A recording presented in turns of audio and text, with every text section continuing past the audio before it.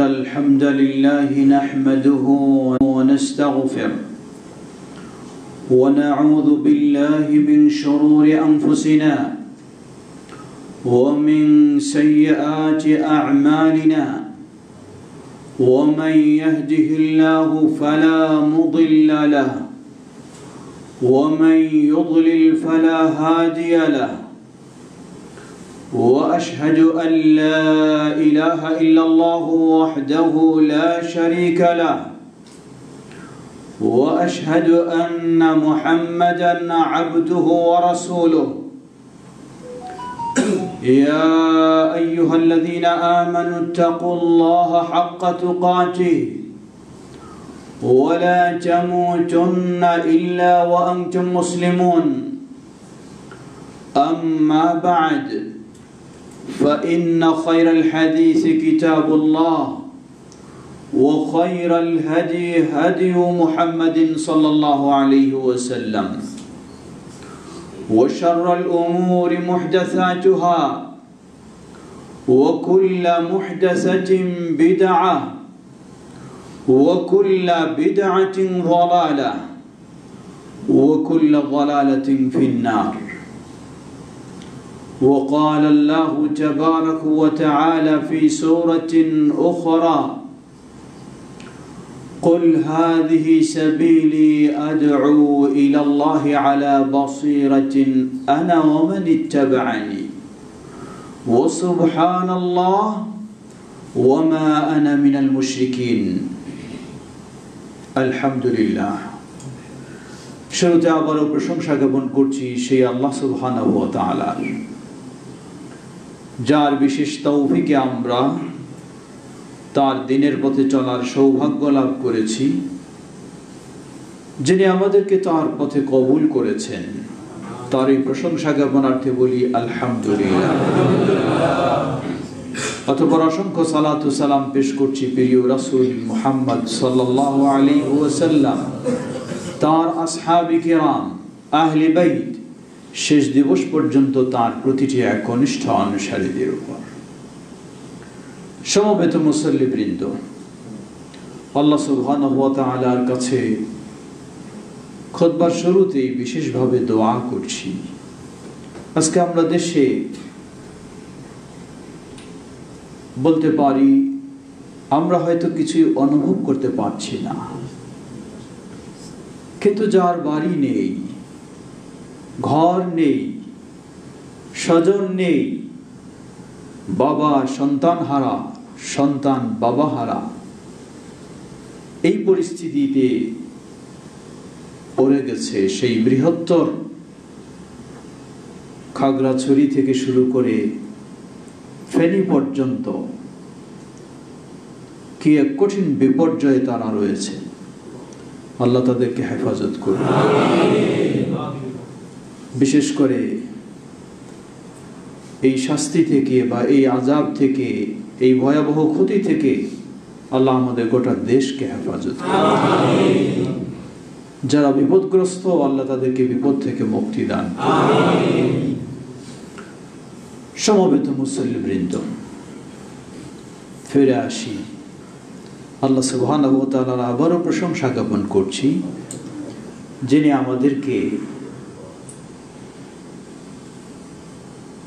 গৌস কুতুব বা পীর দরবেশের শহরে তাওহীদের মসজিদ গড়ে তোলার যিনি তৌফিক দান করেছেন। বরিশাল মানেই তো হলো বলার অপেক্ষা রাখে না, যেখানে পীর ছাড়া কারো ঈমান চলে না, গৌস কুতুব ছাড়া কারো দিন টিকে না।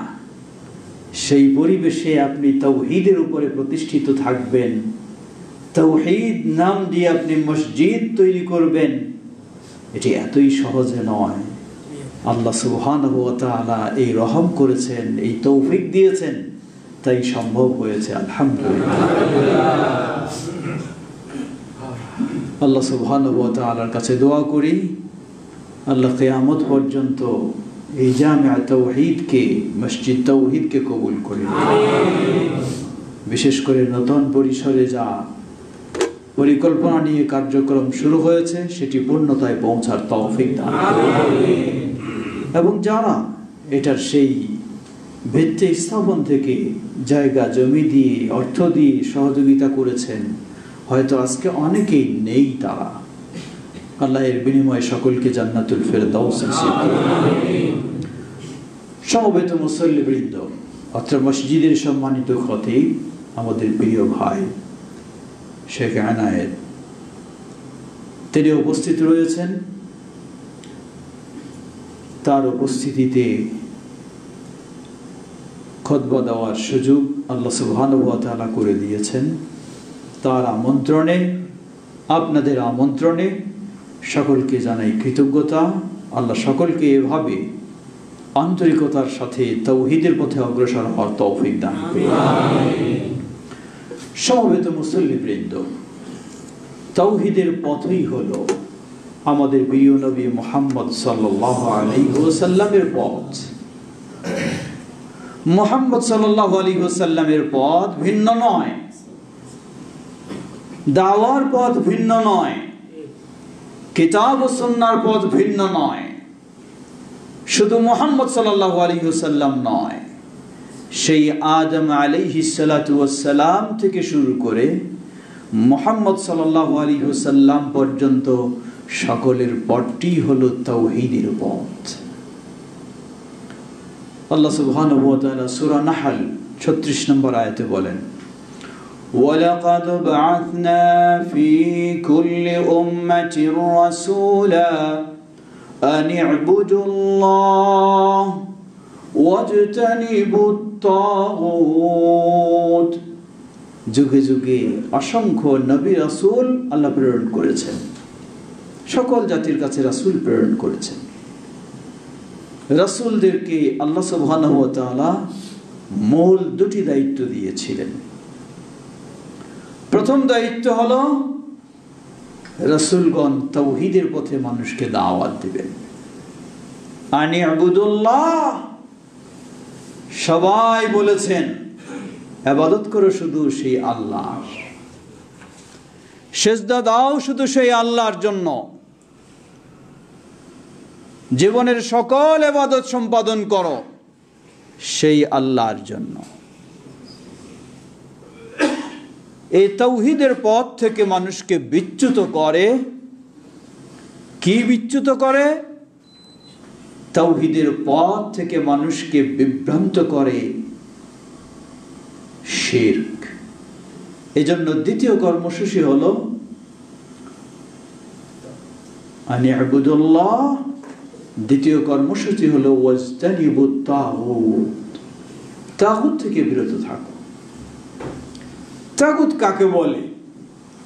তাগুতের সংজ্ঞা দিতে গিয়েও কিছুজন কিছুটা বিভ্রান্তি করে থাকে। যেমন লা ইলাহা ইল্লাল্লাহ, তাওহীদের বাণী, এর অর্থ করতে গিয়েও বিভ্রান্ত করেন। ঠিক একইভাবে তাগুতের ব্যাখ্যা দিতে গিয়েও বিভ্রান্তি করেন। লা ইলাহা ইল্লাল্লাহ এটি হলো তাওহীদের বাণী। এই তাওহীদের বাণীর অর্থ করতে গিয়ে কেউ বলেন লা ইলাহা ইল্লাল্লাহ অর্থ হলো লা রাব্বা লা খালিকা ইল্লাল্লাহ, আল্লাহ ছাড়া আর কোনো রব নেই, আল্লাহ ছাড়া আর কোনো স্রষ্টা নেই। কখনো এটি লা ইলাহা ইল্লাল্লাহ এর অর্থ নয়। কারণ মক্কার মানুষেরা তারা বিশ্বাস করত আল্লাহ রব, আল্লাহ স্রষ্টা। আবার তারা ৩৬০টি প্রতিমার পূজা করত, ওই বিশ্বাসও রেখেছিল, আবার পূজাও করছিল।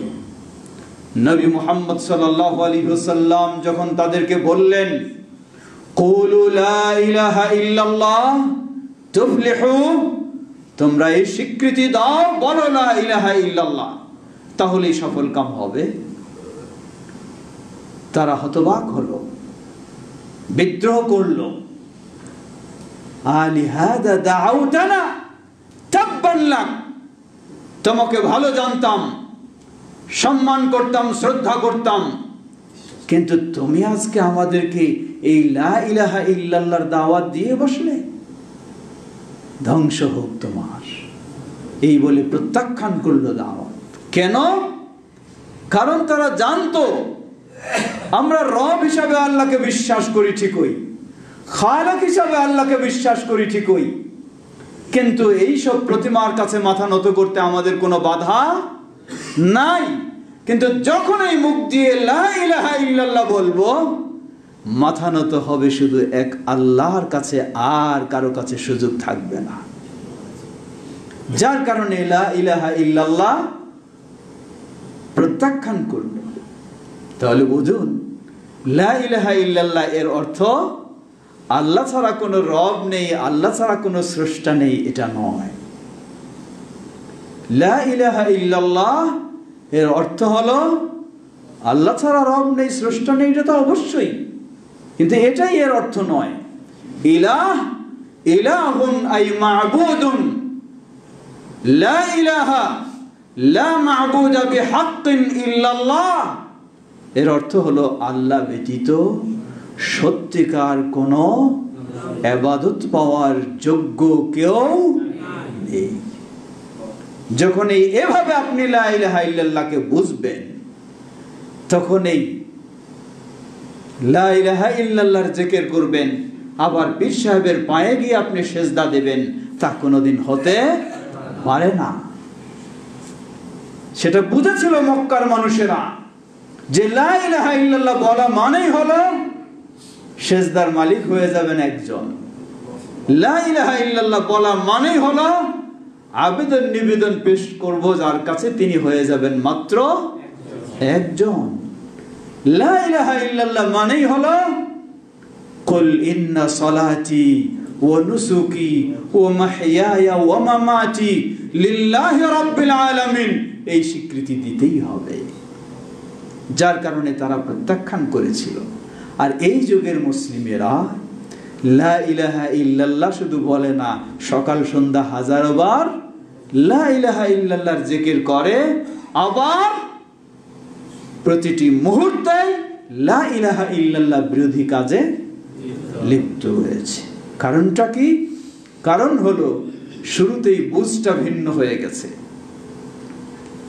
লা ইলাহা ইল্লাল্লাহ এর অর্থ যখন নেব যে আল্লাহ ছাড়া কোনো রব নাই, আল্লাহ ছাড়া কোনো স্রষ্টা নাই, তাহলেও লা ইলাহা ইল্লাল্লাহ বলতেও অসুবিধা নেই, আর অমুকের পায়ে বা কবরে বা মাজারে গিয়ে সেজদা দিতেও অসুবিধা নেই। আল্লাহ সুবহানাহু ওয়া তাআলা এই লা ইলাহা ইল্লাল্লাহ আমাদের দেননি। এজন্য আল্লাহ রাব্বুল আলামিন বলেন, দুটি শর্ত আপনাকে। একদিকে যদি সত্যি আপনি লা ইলাহা ইল্লাল্লাহর স্বীকৃতি দেন, তাহলে লা ইলাহা ইল্লাল্লাহর বিরোধীকে অস্বীকার করতেই হবে, না হলে আপনার লা ইলাহা ইল্লাল্লাহ কখনো ঠিক থাকতে পারে না।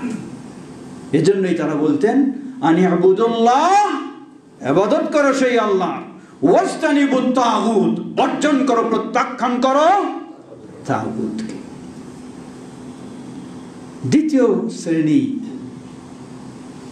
কত সংগ্রাম, কত আন্দোলন, কত কিছু, তারা লা ইলাহা ইল্লাল্লাহর অর্থ করলেন লা হাকিমা ইল্লাল্লাহ, অর্থাৎ আল্লাহ ছাড়া কোনো বিধানদাতা নেই। আল্লাহ রব, আল্লাহ খালিক, ঠিক আছে, কিন্তু আল্লাহ ছাড়া কোনো বিধানদাতা নেই। জবাব, এই অর্থও কখনো সঠিক নয়। কারণ বলবেন আল্লাহ ছাড়া বিধানদাতা নেই, আল্লাহরই বিধান শুধু মানব, রাইট? কিন্তু আবার আরেকজনের কাছে গিয়ে আপনি আল্লাহর জন্য যা করার সেগুলি করে ফেলবেন, তাহলে তো তার কাছেও অসুবিধা নেই। যার কারণে এই বুঝ, এই অর্থ, সেটিও সঠিক নয়। লা ইলাহা ইল্লাল্লাহ এর অর্থ এই জন্যই আমরা বলি লা মা'বুদা বিহাক্কিন ইল্লাল্লাহ, আল্লাহ ব্যতীত সত্যিকার কোনো মা'বুদ নেই। কেউ বলবেন যে সত্যিকার কেন যোগ করব? জবাব, মাবুদ কাকে বলা হয়? যার ইবাদত করা হয় তাকে মাবুদ বলা হয়। মাবুদ, যার ইবাদত করা হয় তাকে মাবুদ বলা হয়। পৃথিবীর বুকে অসংখ্য সূর্য পূজারী রয়েছে, সূর্যের ইবাদত করে, তার মাবুদ তো সূর্য। চন্দ্রের পূজারী রয়েছে, তার মাবুদ চন্দ্র। প্রতিমা পূজারী রয়েছে, তার মাবুদ প্রতিমা। পাথর পূজারী রয়েছে, তার মাবুদ পাথর। পীর পূজারী রয়েছে, তার মাবুদ পীর। তাহলে যদি বলি আল্লাহ ছাড়া কোনো মাবুদ নেই, কথা সঠিক নয়। আল্লাহ ছাড়া অগণিত মাবুদ পৃথিবীতে রয়েছে, কিন্তু কি বলতে হবে? এই সব মাবুদ হলো মিথ্যা, সত্য মাবুদ এক আল্লাহ সুবহানাহু ওয়া তাআলা। এটাও আল্লাহ রাব্বুল আলামিন কোরআন কারীমে স্পষ্ট করে দিয়েছেন। ইলাহুল হক হুয়া আল্লাহ সুবহানাহু ওয়া তাআলা। হক মাবুদ হলেন একমাত্র আল্লাহ, আর আল্লাহ ব্যতীত সব মাবুদ হলেন বাতিল, সব হলো বাতিল। সুতরাং আজকে লা ইলাহা ইল্লাল্লাহ সকল নবী রাসূলগণ এই লা ইলাহা ইল্লাল্লাহর দাওয়াত দিয়েছেন। আনি আবুদুল্লাহ, আল্লাহ সুবহানাহু ওয়া তাআলা প্রতিটি নবীর বিস্তারিত আলোচনা করেছেন। হুদ আলাইহিস সালাম, শুআইব আলাইহিস সালাম, সালেহ আলাইহিস সালাম, নূহ আলাইহিস সালাম, লূত আলাইহিস সালাম, সবাই আপন কওমকে বলেছেন কি? ইয়া কওমি ইবুদুল্লাহ মা লাকুম মিন ইলাহিন গায়রু। হে আমার জাতি, তোমরা ইবাদত করো একমাত্র আল্লাহর। মা লাকুম মিন ইলাহিন গায়রি, আল্লাহ ব্যতীত তোমাদের তো কোনোই মাবুদ নেই, কোনো ইলাহ নেই। প্রিয় ভাইরা আমার, যে বিষয় বলতে চাচ্ছিলাম, এক হলো লা ইলাহা ইল্লাল্লাহ বোঝা, এবং এটি হলো তাওহীদের বাণী। সেই আলোকে তাওহীদের স্বীকৃতি দেওয়া, তাওহীদ মেনে নেওয়া, তাওহীদের আলোকে জীবনটাকে গড়া। দ্বিতীয় হলো ওয়াজতানিবুত তাগুত ফামান ইয়াকফুরু বিত-তাগুত ওয়া ইউমিন বিল্লাহ ফাকাদ ইসতামসাকা বিল উরওয়াতিল উযকা। ফামান ইয়াকফুর বিত-তাগুত, যে তাগুতকে অস্বীকার করবে, ওয়া ইউমিন বিল্লাহ, আপনি বলবেন যে আগে ঈমানটা আনেননি, তাগুতটা পরে অস্বীকার করব না। ফামান ইয়াকফুর বিত-তাগুত, আগে তাগুতকে অস্বীকার করবেন, তারপর আপনি আল্লাহর প্রতি ফ্রেশ অন্তরে ঈমান আনবেন। নবী সাল্লাল্লাহু আলাইহি ওয়াসাল্লামকে জিজ্ঞাসা করলেন সাহাবী আবু হুরায়রা রাদিয়াল্লাহু তাআলা আনহু, মান আসআদুন নাসি বিশাফাআতিকা ইয়াওমাল কিয়ামাতি ইয়া রাসূলুল্লাহ। হে আল্লাহর রাসূল সাল্লাল্লাহু আলাইহি ওয়াসাল্লাম, কিয়ামতের কঠিন বিভীষিকাময় দিনে আপনার শাফাআত ছাড়া তো কোনো মুক্তির সুযোগ নেই। সুতরাং কোন ব্যক্তি কিয়ামতের কঠিন বিভীষিকাময় দিনে আপনার শাফাআতে ধন্য হবে, সৌভাগ্যবান হবে, একটু বলে দিন। রাসূল সাল্লাল্লাহু আলাইহি ওয়াসাল্লাম বললেন, হে আবু হুরায়রা, আমার ধারণা ছিল তুমিই হয়তো এই বিষয়ে সর্বপ্রথম আমাকে জিজ্ঞাসা করবে, কারণ তোমার মাঝে আমি সবচেয়ে বেশি আগ্রহ উৎসাহ দেখি হাদিস সংগ্রহের। অতঃপর বললেন, জেনে রাখো, আসআদুন নাসি বিশাফাআতি ইয়াওমাল কিয়ামাহ মান ক্বালা লা ইলাহা ইল্লাল্লাহ খালিসাম মিন কলবিহি। যে ব্যক্তি লা ইলাহা ইল্লাল্লাহ বলে খালিসাম মিন কলবি, অন্তরটাকে পরিষ্কার করে, অন্য কোনো স্থান নেই, একমাত্র শুধু লা ইলাহা ইল্লাল্লাহ। আপনি বলবেন এটাও চলুক এটাও চলুক, তা হতে পারে না।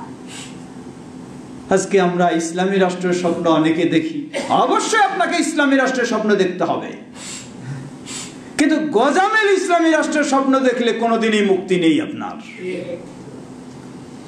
কয় গজামিল কি? নবী মুহাম্মদ সাল্লাল্লাহু আলাইহি ওয়াসাল্লাম তিনি নিয়ে এসেছেন ইসলাম পরিপূর্ণ একটি জীবন ব্যবস্থা। সেই পরিপূর্ণ জীবন ব্যবস্থাতে ব্যক্তিগত রয়েছে, পারিবারিক রয়েছে, সামাজিক রয়েছে, রাষ্ট্রীয় অবশ্যই রয়েছে। সেটি চিন্তা থাকতে হবে আপনার। কিন্তু এমন নয় যে মানুষ ঠিক হোক আর না হোক, তাওহীদ বুঝুক আর না বুঝুক, শিরক থেকে মুক্ত হোক আর না হোক, সবাই মিলে একটা রাষ্ট্র বানায়নি। কে কবর পূজা করে অসুবিধা নেই তারটা করতে থাকুক, কে মাজার পূজা করে অসুবিধা নেই করতে থাকুক, কে কোন চিন্তা থাকে থাকুক, একটা খালি ইসলামী রাষ্ট্র দাঁড় করে নেই। কিয়ামত পর্যন্ত এই ধরনের গজামিলের ইসলামী রাষ্ট্র দিয়ে আপনি দ্বীন কায়েম করতে পারবেন না, কখনো নয়। দ্বীন কায়েম করেছেন নবী মুহাম্মদ সাল্লাল্লাহু আলাইহি ওয়াসাল্লাম। দ্বীন কায়েমের নির্দেশ পেয়েছেন নূহ আলাইহিস সালাম, ইব্রাহিম আলাইহিস সালাম, মূসা আলাইহিস সালাম, ঈসা আলাইহিস সালাম, মুহাম্মদ সাল্লাল্লাহু আলাইহি ওয়াসাল্লাম। কিন্তু কেউ তো এই গজামিলের দ্বীন কায়েম করেননি। তাহলে দ্বীন কায়েম বলতে কি? এজন্য মনে রাখবেন, দ্বীন কায়েম এর আসল হলো তাওহীদ কায়েম। তাওহীদ কায়েম। যেমন উদাহরণ, ছোট্ট একটি উদাহরণ দিই। সালাত কায়েমের ইসলাম নির্দেশ দিয়েছে, এটাও অপব্যাখ্যা করা হয়। ইসলাম নির্দেশ দিয়েছে সালাত কায়েমের। সালাত কায়েমের ব্যাখ্যা কি বলা হয়? সমাজের সর্বস্তরের মানুষ যখন সালাত আদায় করবে তখন নাকি সালাত কায়েম হবে। কে বলল আপনাকে এই ব্যাখ্যা? এটি আপনার মন গড়া ব্যাখ্যা। সমাজের সর্বস্তরের মানুষ যদি সূরা ফাতিহা সালাত আদায় করে, হইল সালাত। সমাজের সর্বস্তরের মানুষ যদি রুকু জানে না, এমনি রুকু করে, আঁকা পাকা হয়ে রুকু করে, হবে সালাত। সমাজের সর্বস্তরের মানুষ যদি 7 অঙ্গের উপর সেজদা না করে 3 অঙ্গের উপরে সেজদা দিয়ে থাকে, মেয়েরা মাটিতে অর্ধেক শুয়ে সেজদা দিয়ে থাকে, হবে সালাত। তাহলে সমাজে যদি ধরে নেন 5000 মানুষ বসবাস করে, আর 5000এই যদি সালাত আদায় করে, কিন্তু সূরা ফাতিহা নেই, নেই রুকু, নেই সেজদা, নেই হুকুম আহকাম, নেই রুকুন আরকান, তাহলে সালাত কায়েম হয়েছে না খেলতামাশা কায়েম হয়েছে? ভাবতে হবে। এই ধরনের ভুল ব্যাখ্যা দিয়ে বোঝানো হয় সবাই সালাত আদায় করলে যেমন সালাত কায়েম হয়, গোটা দেশটা ইসলামী যখন হয়ে গেল তখন এই নাম হলো ইসলাম কায়েম। না, সালাতের যেমন মৌলিক বিষয়গুলি না হলে সালাত কায়েম হবে না, ঠিক তেমনি ভাবে ইসলামী দেশে মৌলিক বিষয়গুলি না থাকলে কখনো ইসলাম কায়েম হবে না। সালাতের মৌলিক কি? ছোট্ট একটি উদাহরণ দিই। খুব সুন্দর সহিহ হাদিসের আলোকে আপনি সালাত জানলেন, শিখলেন, আদায় করলেন, কিন্তু সালাতের যে একটি গুরুত্বপূর্ণ শর্ত তা হলো ওযু থাকতে হবে। ওযু নাই। আধা ঘন্টা ধরে যদি 2 রাকাত সালাত আদায় করেন ধীর স্থিরে, সুন্দর রুকু, সুন্দর সেজদা, কিন্তু ওযু নাই, খুব সুন্দরই তো হয়ে যাবে, কোশ্চিন কালেও নয়। একই দৃষ্টান্ত নিয়ে নিন, গোটা জীবনটাই আপনি ইসলামী করে করে শেষ করে ফেললেন, কিন্তু আপনার ভিতরে তাওহীদ নাই, তাহলে ওই সালাতের অবস্থা যেমন এই ইসলামী জীবনের অবস্থাটাও একই। সুতরাং আল্লাহ সুবহানাহু ওয়া তাআলা সেই প্রসিদ্ধ 5 জন রাসূল, নূহ আলাইহিস সালাম, ইব্রাহিম আলাইহিস সালাম, মূসা আলাইহিস সালাম, ঈসা আলাইহিস সালাম, মুহাম্মদ সাল্লাল্লাহু আলাইহি সাল্লামকে নির্দেশ দিলেন, আন আকিমুদ্দীন, দিন কায়েম করো। কোন দিন কায়েম করো? আজকে ইসলামী রাষ্ট্র পাওয়া যায় পৃথিবীতে, কিন্তু সেই ইসলামী রাষ্ট্রের মানুষেরা আপনার কোরআনও মানে না, হাদিস তো মানেই না, সাহাবায়ে কেরামদেরকে তো কাফের বলে ফতোয়া দিয়েই রেখেছে। মুহাম্মদ সাল্লাল্লাহু আলাইহি সাল্লামের বিষয়ে তো উগ্রপন্থী তারা বলে থাকে যে জিবরাইল আলাইহিস সালাম ভুল করে তাকে নবুয়ত দিয়ে ফেলেছে। আবার সাইনবোর্ড হলো কিসের? ইসলামী রাষ্ট্র। এটি শুধু বোঝার জন্য বলছি, মনে রাখবেন অবশ্যই ইসলামী রাষ্ট্রের প্রয়োজন, কিন্তু গোজামিল দিয়ে ইসলামী রাষ্ট্র দিয়ে কখনো ইসলাম হবে না। আল্লাহ আমাদের বিষয়টি সঠিক বোঝার তৌফিক দান করুন। এজন্য যে বিষয়টির প্রয়োজন, আপনার জীবনে সর্বোচ্চ সর্বক্ষেত্রে যার গুরুত্ব দেবেন সেটি হলো কুলু লা ইলাহা ইল্লাল্লাহ তুফলিহুন। আর এই লা ইলাহা ইল্লাল্লাহ ঠিক রাখার অপর সাইড হলো ওয়াজতানিবুত তাগুত, তাগুত থেকে বিরত থাকা। বলছিলাম যে তাগুতেরও ভুল ব্যাখ্যা হয়। সরকার যদি ইসলাম অনুযায়ী, কোরআন সুন্নাহ অনুযায়ী শাসন না চালায় তাহলে এটাই হলো তাগুত, আর কেউ তাগুত না। আমি যে কোরআন এবং সুন্নাহ অনুযায়ী আকীদা মানতে চাই না, আমি কি তাহলে? কথাটি মনে রাখবেন। আল্লাহ সুবহানাহু ওয়া তাআলা তিন ভাবে বলেছেন, মান লাম ইয়াহকুম বিমা আনজালাল্লাহ ফাউলাইকা হুমুল কাফিরুন বললেন, ফাউলাইকা হুমুল ফাসিকুন বললেন, ফাউলাইকা হুমুল যালিমুন বললেন। কাকে কাফের বললেন? মান লাম ইয়াহকুম বিমা আনজালাল্লাহ, যে আল্লাহর ফয়সালা অনুযায়ী, আল্লাহর নাজিল করা বিধান অনুযায়ী ফয়সালা করবে না, সে কাফের। আচ্ছা বলুন তো, যে আল্লাহর বিধান অনুযায়ী ফয়সালা করবে না সে যদি কাফের হয়, আর যে আল্লাহর বিধান অনুযায়ী আকীদা গ্রহণ করবে না সে কিভাবে মুসলিম হতে পারে? আল্লাহর বিধান অনুযায়ী যে আকীদা নেবে না সে কিভাবে মুসলিম হতে পারে? বললেন যে আল্লাহর বিধান অনুযায়ী আকীদা আবার কেমনে না হয়? জবাব, সমাজে খোঁজ নিয়ে দেখুন, 1300 বছর আগে ইমাম আবু হানিফা রাহিমাহুল্লাহ এটাকে কুফরি আকীদা বলে ফতোয়া দিয়েছেন। যে ব্যক্তি বিশ্বাস করে যে আল্লাহ সুবহানাহু ওয়া তাআলা সপ্ত আসমানের ঊর্ধ্বে, আরশের উপরে নেই, সর্বত্র রয়েছেন, এই বিশ্বাস করে 1300 বছর পূর্বে ইমাম আবু হানিফা রাহিমাহুল্লাহ তার এই আকীদাকে কুফরি আকীদা বলে ফতোয়া দিয়েছেন। তাহলে আজকে ওই কোরআন সুন্নাহর বিধান অনুযায়ী যিনি ফয়সালা দেবেন না তিনি যেমন কাফের, আর কোরআন সুন্নাহর বিধান অনুযায়ী যিনি আকীদা নেবেন না তিনি কিভাবে মুসলিম হতে পারেন? তিনিও তো কাফের। ওই ব্যক্তি কোরআন সুন্নাহ বাদ দিয়ে অন্য অনুসরণ করলে যেমন কাফের হয়, আকীদার ক্ষেত্রে আমি কোরআন সুন্নাহ বাদ দিয়ে অন্য অনুসরণ করলে আমিও তো কাফের। কোথায় আমি মুসলিম? সুতরাং মনে রাখবেন, আমাদের একটি প্রবণতা রয়েছে, সেটি হলো শুধু অন্যের ভুল খুঁজতে চাই, নিজের ভুল দেখতে চাই না।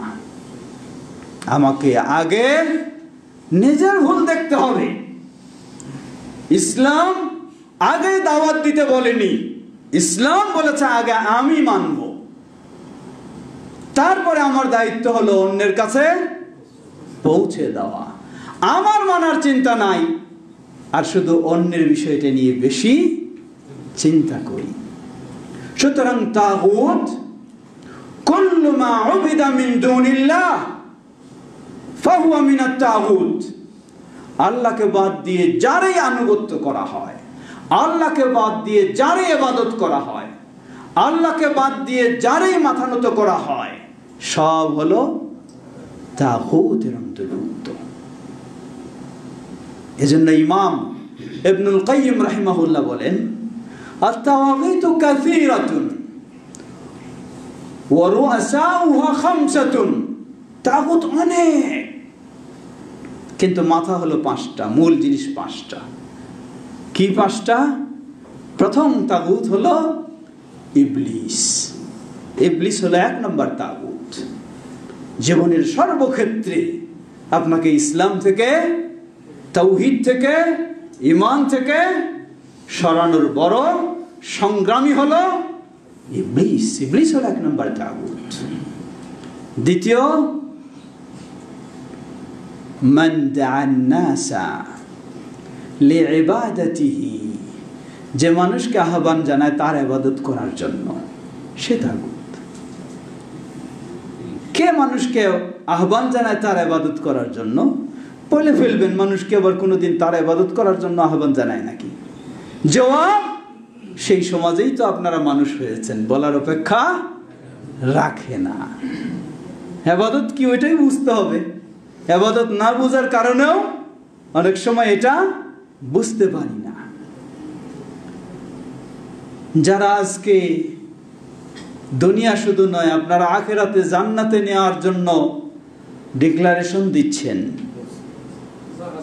তারাই যখন আপনার সেজদা পাওয়ার জন্য বসে আছেন, সে কি আপনাকে তার ইবাদতের জন্য দাওয়াত দিচ্ছে না? এই সব হলো তাগুত, সব হলো তাগুত। ওয়ামান উবিদা মিন দুনিল্লাহ ওয়া হুয়া রাদিন, যে তার ইবাদতের জন্য দাওয়াত দেয় না কিন্তু তার ইবাদত করা হয় আর সে এটাতে সন্তুষ্ট থাকে। সন্তুষ্ট থাকে মানে কি? সন্তুষ্ট থাকার একটা সুন্দর ছোট্ট উদাহরণ শুনে নিন। আমাদের সমাজে সামাজিকভাবে আমাদের বহু অনুষ্ঠান হয়, বিয়ে শাদীর অনুষ্ঠান হয়, অলিমার অনুষ্ঠান হয়। অলিমার অনুষ্ঠানে কেউ দাওয়াত দিলে যাওয়াটা হলো ওয়াজিব শরীয়তের দৃষ্টিকোণ থেকে। শর্ত, যদি সেখানে ইসলাম বিরোধী কোনো কার্যকলাপ না থাকে। কোন অনুষ্ঠানটা আছে এখন ইসলাম বিরোধী কার্যকলাপ নাই? বলা যেতে পারে 95%-এর বেশি ইসলাম বিরোধী কার্যকলাপের বিয়ের অনুষ্ঠান, 95%-এর বেশি। কমপক্ষে তো এতটুকু পাবেন, নারী পুরুষের অবাধ। এটা কি ইসলাম সমর্থন করে নাকি? এটা তো হারাম। কত রকমের সেগুলি। তাহলে সেখানে গিয়ে আপনি কি করবেন? আপনি বলবেন যে আসলেই এই তো যেখানে যাওয়া জায়েজ নাই, আমি আসলে এটা কি করি না, অপছন্দ করি। আপনি কি অপছন্দ করেন, না ওখানে খেতে আরো বেশি মজা পান? যদি খেতে মজা না পান, অপছন্দ করতেন, তাহলে তো আপনি কোনোদিন যেতেন না। আপনি লক্ষ্য করেছেন সহিহুল বুখারীর হাদিস, নবী সাল্লাল্লাহু আলাইহি ওয়াসাল্লামকে তার মেয়ে ফাতেমা রাদিয়াল্লাহু আনহা দাওয়াত দিলেন বাসায়। মেয়ে দাওয়াত দিয়েছে, এটা আগেই দাওয়াত ছাড়াই চলে যাবে বাবা, এটাই স্বাভাবিক। কিন্তু মেয়ে যখন দাওয়াত দিয়েছে, নবী সাল্লাল্লাহু আলাইহি ওয়াসাল্লাম গেলেন, গিয়ে দরজার বাইরে থেকে দেখলেন ভিতরে একটা পর্দা ঝোলানো, পর্দায় কিছু নকশা ছবি রয়েছে। নবী সাল্লাল্লাহু আলাইহি ওয়াসাল্লাম সেই ঘরে তো ঢুকলেনই না, কিছু বললেনও না, সেখান থেকেই মুখ ফিরিয়ে, গেটের বাইরে থেকেই মুখ ফিরিয়ে তিনি চলে আসলেন। আমি হলে কি বলতাম, একটু ভুল করে ফেলেছে, মেয়ে মানুষ তো, হ্যাঁ। অথচ নবী সাল্লাল্লাহু আলাইহি ওয়াসাল্লাম কিছু বললেন না, ঢুকলেনও না, গেটের বাইরে থেকে মুখ ঘুরিয়ে চলে আসলেন। এটা কি? এটা হলো যেই দাওয়াতে যাওয়া জায়েজ নেই তার একটা উদাহরণ। আর আপনি গিয়ে সেখানে মজা করে খাবেন, আবার বলবেন যে আসলে এটা আমি মন থেকে কি করি নাই, পছন্দ করি নাই। তাহলে কেমনে হলো? তাহলে কিভাবে হতে পারে? প্রিয় ভাইরা আমার, সুতরাং তাগুত আমরা বলছিলাম মান উবিদা মিন দুনিল্লাহ ওয়া হুয়া রাদিন, যার ইবাদত করার জন্য মানুষ ইবাদত করে, সে দাওয়াত দেয় নাই, ইবাদত করার জন্য আহ্বান জানায় নাই, কিন্তু সে এটাতে সন্তুষ্ট আছে। সন্তুষ্ট মানে কি? পীর সাহেব বলে, শোনায়, মাইক দিয়ে ওয়াজ করে। কি ওয়াজ করে? এখানে আসে এই করবেন না, সেই করবেন না। আবার কিছু দালাল রেডি করে রাখছে, তোমরা যাইবা পীর সাহেবের কাছে, এই দিবা, এই করবা। তাহলে কি এটা? সে কি এই কাজগুলিতে সন্তুষ্ট নয়? মাইক দিয়ে ঘোষণা দেয়, এটা একটা আইওয়াশ, মানুষকে বোঝায় যে আসলে এই পীর সাহেব কি এগুলি পছন্দ করে না, কিন্তু দালাল রেডি করে রাখছে, তারা মানুষকে ফজিলত বুঝাইয়া বুঝাইয়া পীর সাহেবের কাছে নিয়ে যায়, আবার সবকিছু করায় নেয়। এটা হলো, সে প্রকাশ্যে বলে না যে এটা করো, কিন্তু সে সন্তুষ্ট রয়েছে এবং সেটার ব্যবস্থা নিয়েছে। বলছেন ও মিনাত তাগুত, সেটাও তাগুত। ওয়ামান ইদ্দাআ ইলমাল গায়বি, তাগুত হলো আরেকটি। ওয়ামান ইদ্দাআ ইলমাল গায়ব, যেই দাবি করে সে গায়েবের বিষয়গুলি জানে, সেও তাগুত। গায়েবের বিষয় কে জানে? গায়েবের বিষয় সে জানে বলে দাবি কারা করে? আজকে দেখুন, এক শ্রেণীর মানুষ নবী সাল্লাল্লাহু আলাইহি ওয়াসাল্লামকে মর্যাদা দিতে গিয়ে সীমা লঙ্ঘন করে। তারা বিশ্বাস করে যে নবী সাল্লাল্লাহু আলাইহি ওয়াসাল্লামও আল্লাহর মতো গায়েব জানেন। নাউযুবিল্লাহ। এটি কি আসলে নবী সাল্লাল্লাহু আলাইহি ওয়াসাল্লামকে তারা মর্যাদা দিয়েছে, না নবী সাল্লাল্লাহু আলাইহি ওয়াসাল্লামকে অসম্মানিত করেছে? অসম্মানিত করেছে। তো নবী সাল্লাল্লাহু আলাইহি ওয়াসাল্লাম পরের বিষয়, নিজের পীর সাহেবের বিষয়ে কি চিন্তা ভাবনা? নিজের পীর সাহেবের বিষয়ে তো এমনটুকু চিন্তা ভাবনা আমাদের মরিদ সাহেবদের, কি আল্লাহর সমান ভিতরের খবর তো জানে, পরের কথা আল্লাহর চেয়ে বেশি ক্ষমতাও রাখে। নাউযুবিল্লাহ। কেমনে বেশি ক্ষমতা রাখে? আমাদের দেশে যারা হক্কানি পীর সাহেব বলে পরিচিত, তাদের বই পুস্তক খুলে দেখুন, পড়ে দেখুন, এমন এমন তাদের বুজুর্গদের কারামত। কোন ব্যক্তিকে আল্লাহ মৃত্যু দিলে আল্লাহর কাছ থেকে রূহ কেড়ে নিয়ে তাকে জীবন দিয়ে দেয় পীর সাহেব। এটা হলো হক্কানি পীরের অবস্থা। তাহলে হক্কানি পীরের অবস্থা যদি এই হয়, শয়তানি পীরের অবস্থা কি তাহলে? লা হাওলা ওয়ালা কুওয়াতা ইল্লা বিল্লাহ। এর চেয়ে বড় আর কি তাগুত হতে পারে? এর চেয়ে বড় আর তাগুত কি হতে পারে? পঞ্চম, ওয়া ইয়াহকুম বিমা বিগাইরি মা আনজালাল্লাহ। আল্লাহ যে বিধান দেননি সেই বিধান অনুযায়ী যে ফয়সালা দেয় সেও তাগুত। আল্লাহ যে বিধান দেননি সেই বিধান অনুযায়ী যে ফয়সালা দেয় সেও তাগুত। এটি ভালো করে বোঝার চেষ্টা করবেন।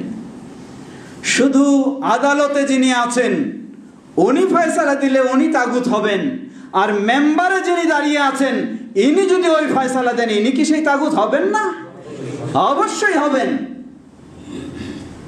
মেম্বারে যিনি আছেন, এখান থেকে যিনি ফয়সালা দেন, দিন প্রিয় মানুষেরা ওই ফয়সালার চেয়ে এই ফয়সালাই তো বেশি গুরুত্ব দেয়। এই মেম্বারে দাঁড়িয়ে কি কোরআন হাদিস বিরোধী ফয়সালা দেওয়া হয় না? তাহলে এটা কি তাগুত নয়? আপনি শুধু ওইটাকে তাগুত বলবেন, এটাকে কেন তাগুত বলবেন না? একই তো বিষয়। প্রচলিত গণতন্ত্রকে আপনি কুফরি বলবেন, এটা ইসলামী নয় তাই কুফরি বলবেন, কিন্তু নকশবন্দিয়াকে কিভাবে আপনি ইসলামী বলবেন? সাবেরিয়াকে কিভাবে আপনি ইসলামী বলবেন? কোন দিক থেকে? এটাতে ইসলামী একটা মোড়ক লাগানো হয়েছে আর সেটা মোড়ক ছাড়া, কিন্তু দুটো তো একই জিনিস। প্রিয় ভাইয়েরা আমার, এই সব হলো তাগুত। সুতরাং সকল নবী রাসূলদের মূল দায়িত্ব ছিল আনিয়াবুদুল্লাহ, ইবাদত করা একমাত্র আল্লাহর। আর ইবাদত বলতে আমরা বুঝি সালাত শুধু ইবাদত না। আপনার সালাত ইবাদত, আপনার কুরবানি ইবাদত, আপনার নজর মানত আপনার ইবাদত, আপনার ইসলামের যত কাজ। এজন্য ইবাদতের পরিভাষায় বলা হয় হিয়া ইসমুন জামি' লিকুল্লি মা ইউহিব্বুহুল্লাহ মিনাল আকওয়াল الظاهرة والباطنة من الأقوال والأعمال الظاهرة والباطنة। প্রকাশ্য অপ্রকাশ্য কথা ও কাজ যা আল্লাহ সুবহানাহু ওয়া তাআলা পছন্দ করেন, এটাই হলো ইবাদত। এটা ব্যাপক সংজ্ঞা, শুধু সালাত সীমাবদ্ধ নয়। আপনার গোটা জীবনে আল্লাহর পছন্দনীয় যে জিনিসটা, আল্লাহর পছন্দনীয় আবার কোনটাতে হতে পারে? আল্লাহর পছন্দনীয় সেটাই হবে যা আল্লাহ এবং আল্লাহর রাসূল যা বলেছেন সেই অনুযায়ী যদি হয় তাহলে পছন্দনীয় হবে, যদি না হয় তাহলে দুনিয়ার সব মুফতিরা ঐক্যবদ্ধ হয়েও যদি ফতোয়া দিয়ে দেয়, আর আল্লাহ যদি সেক্ষেত্রে কিছু না বলেন, মুহাম্মদ সাল্লাল্লাহু আলাইহি ওয়াসাল্লাম যদি কিছু না বলেন, তাহলে সেটি কখনো ইসলামের বিষয় হবে না, ইবাদত হবে না। প্রিয় ভাইয়েরা আমার, সুতরাং আসুন, আমাদের সকলেরই দায়িত্ব ও কর্তব্য, আমাদের গোটা জীবনটাকে আমরা প্রতিষ্ঠিত করব তাওহীদের উপরে, মুক্ত করব সকল প্রকার শিরক, তাগুত ও কুফর সব কিছু থেকে। আল্লাহ আমাদের সকলকে সে তৌফিক দান করুন। আজকে আহলুল হাদিসদের বৈশিষ্ট্য হলো এটাই। আহলুল হাদিসদের ভিন্ন বৈশিষ্ট্য নয়, আহলুল হাদিসদের দাওয়াত ভিন্ন রকমের নয়, আহলুল হাদিসদের দাওয়াত নতুন কিছু নয়। আহলুল হাদিসদের দাওয়াত সেই নবী রাসূলদের যেই দাওয়াত, সেই দাওয়াতই হলো আহলুল হাদিসদের। আল্লাহ আমাদের সকলকে সে পথেই চলার এবং সে পথের উপরে অটল থাকার তৌফিক দান করুন। ওয়া আখিরু দাওয়ানা আলহামদুলিল্লাহি রাব্বিল আলামিন। সাল্লাল্লাহু আলাইহি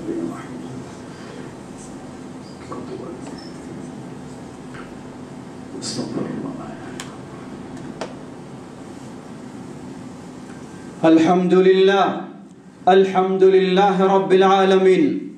والصلاة والسلام على عبد الله ورسوله نبينا محمد وعلى آله وصحبه أجمعين أما بعد। সমবেত মুসল্লিবৃন্দ, আসুন সকলে আমরা চেষ্টা করব কয়েকটি মৌলিক বিষয় খেয়াল রাখবেন। প্রথম হলো লা ইলাহা ইল্লাল্লাহ মুহাম্মাদুর রাসূলুল্লাহ, যেই সাক্ষ্য দিয়ে আমি মুসলিম, সেটাকে ভালোভাবে বুঝবো। এটাকে ভালোভাবে বোঝা মানে আমাকে চারটা বিষয় সবসময় মনে রাখতে হবে। লা ইলাহা ইল্লাল্লাহ মানে হলো আমাকে তাওহীদের উপরে প্রতিষ্ঠিত হতে হবে, আমাকে সকল প্রকার শিরক থেকে মুক্ত হতে হবে। মুহাম্মাদুর রাসূলুল্লাহ এর অর্থই হলো আমাকে সুন্নাহর উপরে প্রতিষ্ঠিত হতে হবে, সকল প্রকার বিদআত থেকে আমাকে মুক্ত হতে হবে। কেউ হয়তো বলবেন, আপনারা খালি সুন্নাহ আর বিদআত নিয়ে সবসময় এই ধর্ম নিরপেক্ষতাবাদ বলুন আর ইত্যাদি বলুন, এইগুলি নিয়ে আপনাদের কোনো কথা নাই। জবাব, ধর্ম নিরপেক্ষতাবাদ তো সুন্নত নাকি? কি এটা? অবশ্যই হয়, শিরকের মধ্যে ফেলবেন না, বিদআতের মধ্যে ফেলবেন, এর বাইরে তো আর কিছু নয়। পৃথিবীর এমন কোনো জিনিস নাই, এই জিনিস এই চারটার মধ্যে এসে গেছে।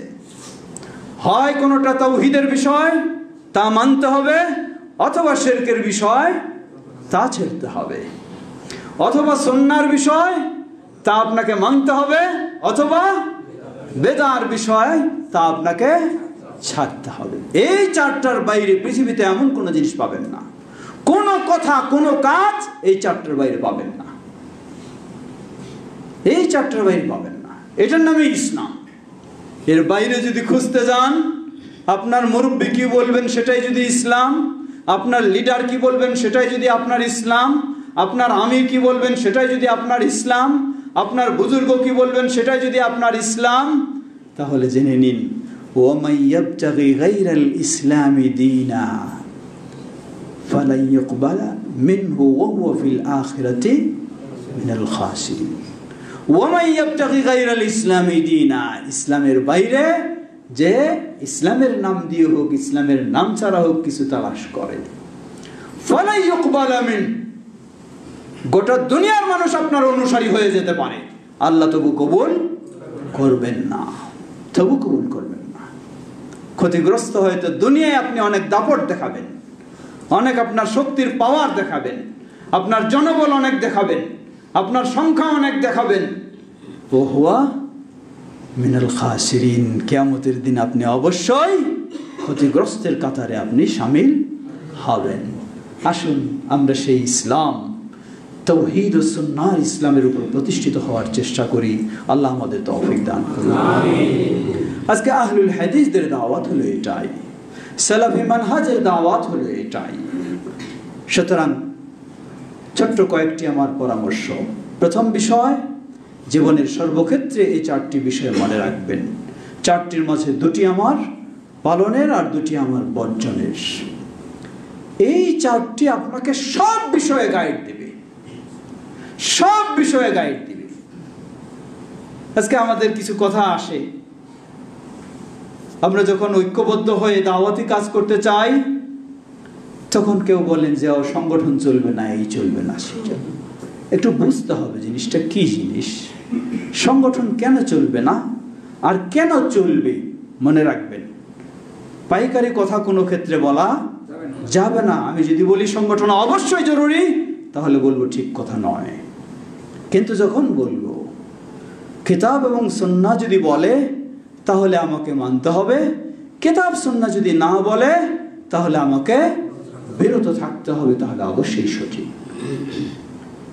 সংগঠন যদি এমন হয় যেই সংগঠন আমাকে ইসলাম বিরোধী কাজ করতে বাধ্য করে সংগঠনের শৃঙ্খলার জন্য, তাহলে এমন সংগঠন করা কখনো শরীয়তে বৈধ নেই, কখনো জায়েজ হবে না। কারণ সংগঠনের উদ্দেশ্য কি? একটা সংগঠনের উদ্দেশ্য হলো যেই কাজটা এককভাবে করা যায় না, সেই কাজটা সমষ্টিগতভাবে করার ব্যবস্থা। সুতরাং সংগঠনের উদ্দেশ্যই হলো কিতাব এবং সুন্নাহকে আঁকড়ে ধরা, কিতাব এবং সুন্নাহ মেনে চলা, কিতাব ও সুন্নাহর দাওয়াতকে ছড়িয়ে দেওয়া। এটাই যখন সংগঠনের মূল উদ্দেশ্য যদি হয়, তাহলে সংগঠন যদি এমন হয় এই সংগঠনে থাকার কারণে আমি কিতাব সুন্নাহ ফলো করতে পারছি না, অথবা কিতাব সুন্নাহ বিরোধী কাজে আমাকে জড়িয়ে যেতে বাধ্য হচ্ছি, তাহলে এমন সংগঠন অবশ্যই জায়েজ নেই। কিন্তু যখন সীমারেখা ঠিক থাকবে, ছোট্ট একটু উদাহরণ দিই। সংগঠন কাকে বলে? সংগঠন প্রতিটি জিনিস যৌথভাবে সম্মিলিতভাবে যদি করেন, এটাকেই সংগঠন বলা হয়।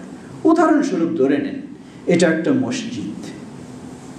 এই মসজিদের একটা পরিচালনা কমিটি আছে, এখানেও একজন সভাপতি আছেন, এখানে একজন সেক্রেটারি আছেন, কোষাধ্যক্ষ আছেন, একাধিক মেম্বার আছেন।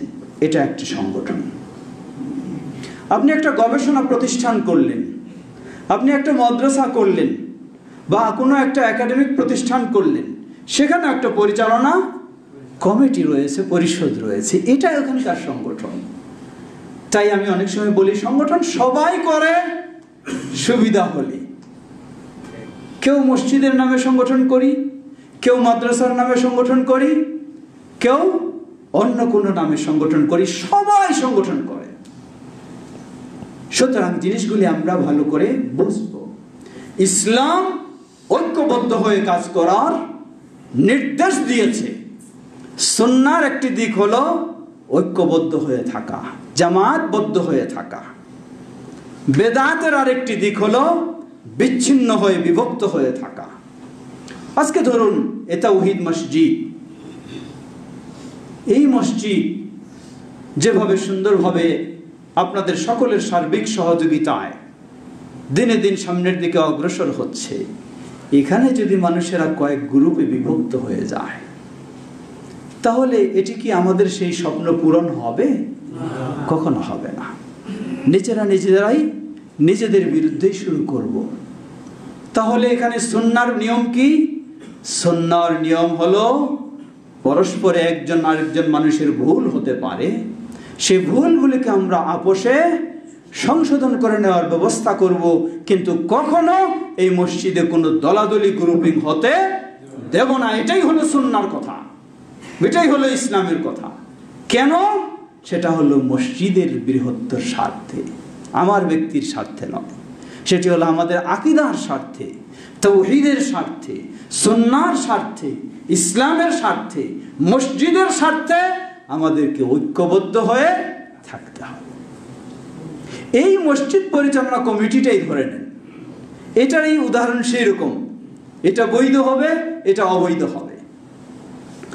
অসংখ্য বাংলাদেশে মসজিদ রয়েছে, মসজিদে গিয়ে আপনি দেখলেন মসজিদে কি রয়েছে? একটা কবর। গিয়ে দেখলেন মসজিদে একটা কবর। আপনি এখানে শরীয়তের মাসআলা বুঝতেছেন, বাধাও দিতে চাচ্ছেন, কিন্তু আপনার বাধা ওখানে কার্যকর তো হবেই না, উপরন্তু কিছু খেয়ে আসতে হবে, কিছু উত্তম মাধ্যম খেয়ে আসতে হবে। কারণটা কি? কারণ হলো ওখানে একটি ওই মসজিদ পরিচালনা কমিটির ব্যবস্থাপনায় এটা যখন হচ্ছে, এমন কমিটি এমন সংগঠনে কখনো আপনার সম্পৃক্ত হওয়া জায়েজ হবে না, কারণ সেটি শরীয়ত সম্মত নয়। আবার দেখুন মসজিদ তাওহীদের কমিটি, এখানে এই কমিটির ব্যবস্থাপনায় কোনো বেদাতি কাজ চলবে না, কবর তো দূরের কথা, ইসলাম বিরোধী কাজ চলবে না। তাহলে আপনার দায়িত্ব হলো এই কমিটির সাথে আপনাকে একাত্মতা ঘোষণা করতে হবে, এটাই ইসলাম বলে। এই ঐক্যবদ্ধ হয়ে আপনাকে এখানে কাজ করতে হবে। এই সংগঠন মসজিদের যেটা মসজিদ ভিত্তিক, এটার সাথে আপনাকে জড়িত হয়ে কাজ করতে হবে। এর অর্থ আবার এই নয় আপনি এর প্রধান হওয়ার জন্য লবিং গ্রুপিং শুরু করে দেবেন, তাহলে কখনো জায়েজ নয়। কিন্তু এই যে সম্মিলিত প্রচেষ্টায় এটাকে তাওহীদ ও সুন্নাহর উপর পরিচালনার যে একটা ব্যবস্থা, এই ব্যবস্থাটাকে আপনাকে অবশ্যই সহযোগিতা দিতে হবে, এটা ইসলামের কথা। সুতরাং গোটা বাংলার বুকে পরে যাই বরিশালে আজকে আলহামদুলিল্লাহ, আমি আপনার ভাইকে জিজ্ঞাসা করলাম যে কতগুলি মসজিদ রয়েছে, কিছু তথ্য তিনি দিলেন, আমারও কিছু জানা ছিল। এখনো হয়তো গোটা বরিশালে মনে হয় না 25-30টা মসজিদ বোধহয় এখনো বরিশাল জেলার মধ্যে মনে হয় নাই আমাদের মসজিদ। কি বলেন, আছে 25-30 হবে? হবে না, কম হবে, হয়তো 10 থেকে 15টা হইতে পারে। এখন এই মসজিদগুলিও দেখবেন এক একটা এক এক সমস্যার সম্মুখীন হয়ে আছে। স্বাধীনভাবে আপনারা যেমন এখানে সাহসের সাথে সুন্দরভাবে নিরাপদে সালাত আদায় করেন, অনেকগুলিতে এরকম হয় না। সকালে এক হুমকি আসে, বিকালে আরেক হুমকি আসে, এই দিক এক পক্ষ ওই দিক আরেক পক্ষ। কিন্তু বরিশালের সব মসজিদগুলি যদি আমরা ঐক্যবদ্ধ হয়ে পরস্পরের সম্পর্ক রেখে, যোগাযোগ রেখে, সহযোগিতা দিয়ে এগিয়ে যাওয়ার চেষ্টা করি, তাহলে এই মসজিদ যেমন সুন্দরভাবে সাহসের সাথে এগিয়ে যাচ্ছে, মোলাদির মসজিদও সেভাবে যাবে, উজিরপুরের মসজিদও সেভাবে যাবে, সবগুলি এভাবে তখন করতে পারবে ইনশাআল্লাহ। এটাই প্রয়োজন, এটাই বলে দিচ্ছে যে ছিন্ন ভিন্ন নয়, আমাদের পারস্পরিক সহযোগিতা দিয়ে এই তাওহীদ ও সুন্নাহর কাজে এগিয়ে যেতে হবে। আল্লাহ আমাদের সকলকে সে তৌফিক দান করুন। এমনই ভাবে জেলার যখন চিন্তা করব, তখন আমাদেরকে গোটা দেশের চিন্তা করতে হবে। মনে রাখবেন, সামনে আপনার সামনে কিন্তু বহু রকমের সমস্যা দিনের পর দিন আসবে, যা আপনি কল্পনাও করেননি। এজন্য আপনাকে অবশ্যই সচেতন হতে হবে, অবশ্যই পরস্পরে সম্পৃক্ত হয়ে পরস্পরের সাথে যোগাযোগ রেখে আমাদের আন্তরিকতার সাথে ঐক্যবদ্ধর সাথে এগিয়ে যেতে হবে। তাহলেই ইনশাআল্লাহ আল্লাহ সুবহানাহু ওয়া তাআলা আমাদেরকে আরো সফলতা দেবেন ইনশাআল্লাহ। আল্লাহ আমাদের সকলকে সেভাবেই ঐক্যবদ্ধ হয়ে কাজ করার তৌফিক দান করুন। সমবেত মুসল্লিবৃন্দ, সর্বশেষ স্মরণ করে দিতে চাই, বর্তমান যে ভয়াবহ পরিস্থিতি আমরা দেখছি, সত্যি এখন তো ঘরে বসেই সব কিছু দেখা যায়। আল্লাহু আকবার, কি করুণ ভয়াবহ দৃশ্য! কোথায় বাচ্চা, কোলের বাচ্চা, কোথায় সন্তান সম্ভবা মা, কোথায় বৃদ্ধ বাবা, বৃদ্ধ মা। আল্লাহু আকবার, ঘরে যখন ঠাঁই নেই, রাস্তায় আসবেন, রাস্তায় দাঁড়ানোর জায়গা নেই, রাস্তাও আপনি দাঁড়াতে পারছেন না, এমন পরিস্থিতি নেই। পানিতে ভেসে যাচ্ছে গরু ছাগল সব, কি এমনকি মানুষও ভেসে চলে যাচ্ছে। এমন ভয়াবহ পরিস্থিতিতে প্রথম হলো আল্লাহ সুবহানাহু ওয়া তাআলার সহযোগিতা চাওয়া, দ্বিতীয় হলো আমাদের সকলের পক্ষে চেষ্টা করা উচিত, যার পক্ষে যতটুকু সম্ভব তাদের সহযোগিতায় এগিয়ে আসা। আসুন আমরা যে যেখানে রয়েছি, যেভাবেই হোক চেষ্টা করব সবাই তাদের সহযোগিতায় এগিয়ে আসতে। আল্লাহ আমাদের সকলকে সে তৌফিক দান করুন। বাংলাদেশ জমিয়ত আহলে হাদিস এবং জমিয়ত শুব্বানে আহলে হাদিসও সারা দেশে সর্বত্র তাদের ত্রাণ সংগ্রহ করছে এবং তাদের মাঝে সেগুলি সুন্দরভাবে যেন বিতরণ করা যায়, সেই পরিকল্পনা ও কর্মসূচিও হাতে নিয়েছে। আপনাদের সকলকেও অনুরোধ জানাবো, তা সেখানে হোক অথবা যেভাবেই হোক, উচিত আমাদের সকলেরই এই বিপদের সময় তাদের সহযোগিতায় এগিয়ে আসা। আল্লাহ রাসূল সাল্লাল্লাহু আলাইহি ওয়াসাল্লাম বলেন, যে ব্যক্তি কোনো মানুষের দুনিয়ার বিপদে তার বিপদ দূর করার জন্য এগিয়ে আসবে, এর বিনিময়ে আল্লাহ সুবহানাহু ওয়া তাআলা কিয়ামতের দিন আপনার বিপদকে দূর করে দেবেন। সুতরাং একদিকে ঈমানের দায়িত্ব, অপরদিকে পরস্পরে এই সহযোগিতা, নৈতিক দায়িত্ব এবং আখিরাতের মহান পুরস্কারের আশায় আমরা যেন সেই ক্ষেত্রে অগ্রসর হতে পারি। আল্লাহ আমাদের সকলকে সে তৌফিক দান করুন। যেই মসজিদ আমাদের নির্মাণাধীন, আমাদের সকলের দায়িত্ব এই মসজিদ যেন খুব দ্রুত সুন্দরভাবে আমরা নির্মাণ সম্পন্ন করতে পারি। যেভাবে সহযোগিতা দিচ্ছেন সকলে আমরা আরো সহযোগিতা দিয়ে এগিয়ে যাওয়ার চেষ্টা করব। আল্লাহ আমাদের সকলকে সে তৌফিক দান করুন। ইবাদাল্লাহ রাহিমাকুমুল্লাহ, اللهم صل على محمد وعلى آل محمد كما صليت على إبراهيم وعلى آل إبراهيم إنك حميد مجيد. اللهم بارك على محمد